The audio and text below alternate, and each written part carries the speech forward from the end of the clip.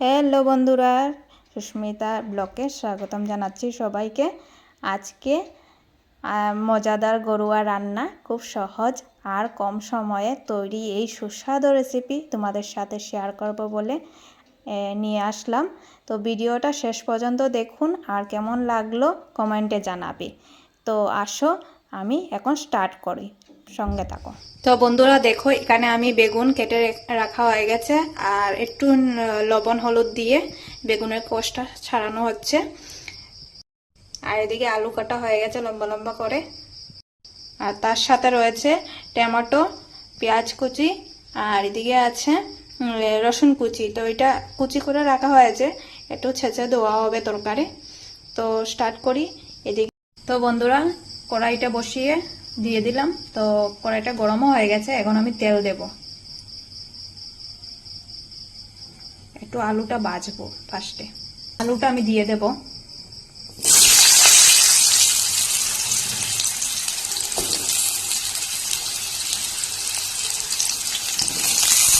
আলুটা দিয়ে দিলাম, একটু লবণ দিয়ে দেব।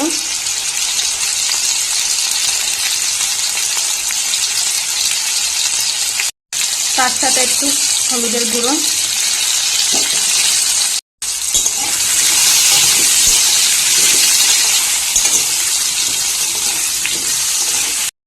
বন্ধুরা আমি একটু দেখে দিয়েছিলাম, তার জন্য একটু লাল হয়ে গেছে।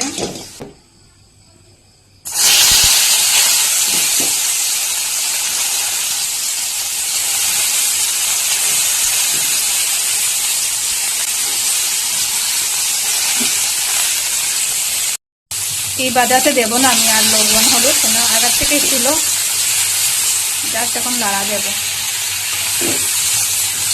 তো ভাজা হয়ে গেছে বন্ধুরা, এখন আমি নামিয়ে নেব। জাস্ট হালকা একটু ভেজে নিলাম, কেন আলু ভাজলাম তো তার জন্য। বন্ধুরা তেলটা গরম হয়ে গেছে, এখন আমি দিয়ে দেব পেঁয়াজ কুচি।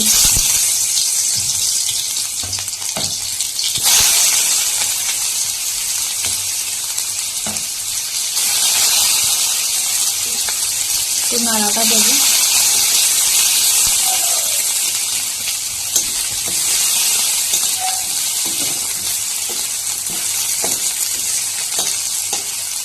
একটু ব্রাউন হয়ে গেছে,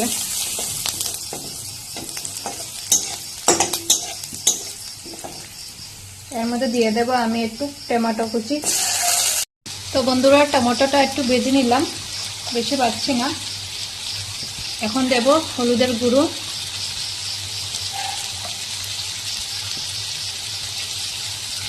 অল্প দিলাম। এটার মধ্যে জিরা ধনে মিক্সড আছে, দিয়ে দিলাম একটু।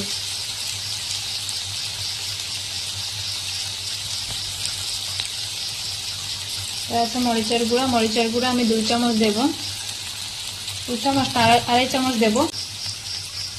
এটা দিয়ে আমি 1 চামচ দিচ্ছি। সবের তরকারি আন্দাজ, সবজির স্বাদ তরকারি। এটা দিয়ে দিলাম 2 চামচ। আমি সামান্য একটু জল দিয়ে দেব, মশলা বাছবো যে, তার জন্য স্টিমটা একটু বাড়িয়ে দিই।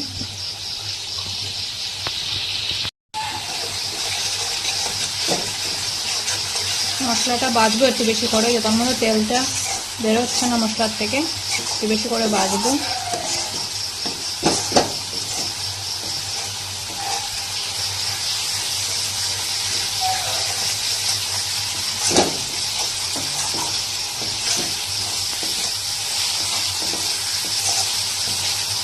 কার কার ভালো লাগে বেগুন আলু টমেটো দিয়ে মাছের ঝোল, অবশ্যই কমেন্টের মাধ্যমে জানাবে। দেখো তেল বেরোচ্ছে। রসুন কুচিটা একটু ছেঁচে নিলাম, 1 চামচ হয়েছে।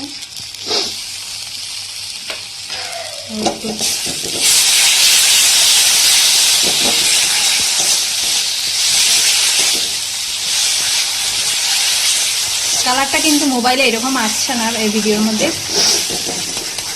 খুব সুন্দর কালার দেখাচ্ছে অন ক্যামেরা।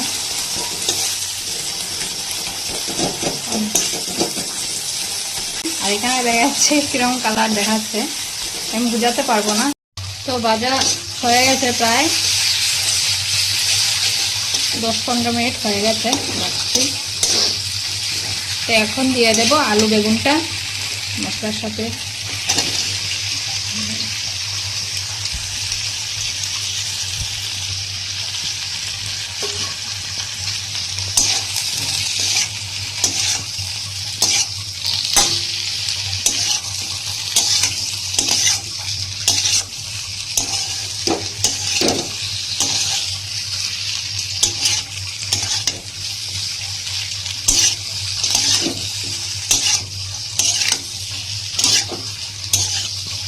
একটু 5 মিনিট এটা আমি আলু আর বেগুনের সাথে মশলাটা মিশিয়ে নিলাম নাড়া দিয়ে।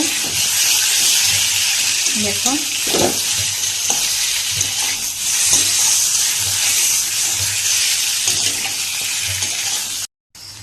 এখন আমি এটাতে জল দিয়ে দেব।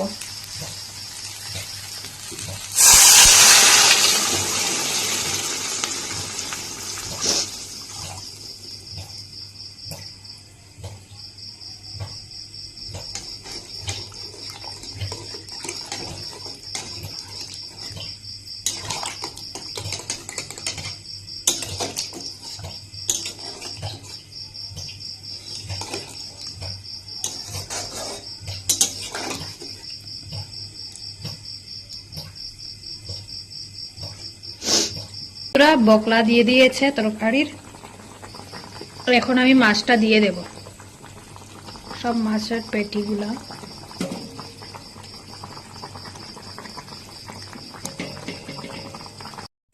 তো বন্ধুরা আমার ফাইনালি আমার তরকারি রেডি হয়ে গেছে। তো কিরকম লাগলো সবাই অবশ্যই কমেন্টের মাধ্যমে জানাবে, আর যারা যারা চ্যানেলটাকে ভালো লাগে অবশ্যই সাবস্ক্রাইব করবে।